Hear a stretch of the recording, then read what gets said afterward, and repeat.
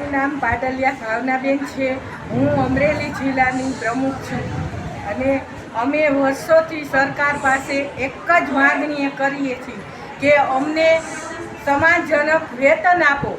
કેટલી રેલી કરી, કેટલા આવેદન કર્યા, કેટલી વાર કમિશનર સાથે બેઠક કરી, સચિવ સાથે બેઠક કરી, પણ કોઈ પણ જાતનો અમારા પ્રશ્નનો, અમારી જે 12 માંગણી છે એમાંથી એક પણ માંગણીનો ઉકેલ આવેલ નથી, સિવાય કે નવા મોબાઈલ આપ્યા।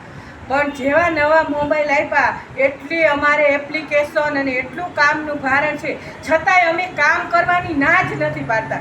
પણ અમને સમાનજનક વેતન આપવું જોઈએ, જે નામદાર હાઈકોર્ટે ચુકાદો આપ્યો 24,800 અને 20,300, તો એના માટે સરકાર અમારી સામે અપીલમાં ગઈ સુપ્રીમ કોર્ટમાં અમે પણ કેસ દાખલ કર્યો છે અને અત્યારે અમારો કેસ ટેબલ પર પણ આવી ગયો છે। ત્યાં સુધી અમે સરકારને એમ કહીએ છીએ કે જ્યાં સુધી સુપ્રીમનો ચુકાદો ન આવે ત્યાં સુધી અમને વચગાળાનું વેતન આપો। જે અત્યારે 18,500 છે, નાનામાં નાનું વેતન છે, એના માટે અમે સરકાર પાસે માગણી કરીએ છીએ। પણ સરકાર હજી સુધી અમારા એક પણ અમને 2 મહિનાનું સરકારે કીધેલું કે ચૂંટણી પછી જાહેર કરશું, પણ સરકારે જાહેર કરેલ નથી।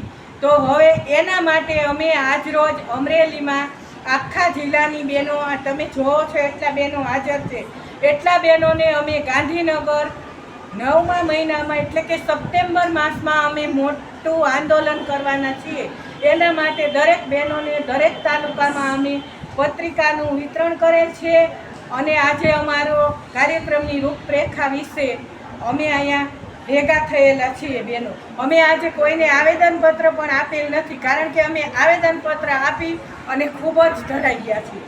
અમારો કોઈ પણ પ્રશ્નનો ઉકેલ આવેલ નથી, માટે અમે સરકારને વહેલી તકે અમારું ન્યૂનતમ વેતન ચાલુ કરે એવી માગણી કરીએ છીએ અને કાયમી નોકરિયાતમાં પણ અમારી ગણતરી કરવામાં આવે, વેકેશનના લાભ મળે અને જે ખાસ કરીને બાળકોને જે ક્રૂર મસ્કરી રૂપે વેતન આપવામાં આવે છે કે જે તેના વિશે બાળકોને જે અત્યારે પૂરક આહાર માટે પૈસા આપવામાં આવે છે એમાં તો ક્રૂર મસ્કરી જ છે।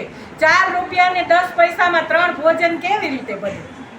એ 2018ના દર નક્કી થયેલ છે, એમાં સરકારે 1 પણ રૂપિયાનો વધારો કરેલ નથી। મોંઘવારી દિવસે દિવસે વધે છે, પણ બાળકોના પોષણ આહારમાં તો એના 1 પૈસા અને 3 રૂપિયામાં ફળ। તો અત્યારે 3 રૂપિયામાં ફળ કયું બજારમાં મળે છે? તો સરકાર એ પણ વધારો કરતી નથી। તો અમારા એક પણ પ્રશ્નનો સરકાર ઉકેલ નહીં આપે તો અમે આના પછીનું અમે ઉગ્ર આંદોલન કરવાના છીએ સપ્ટેમ્બર મહિનામાં।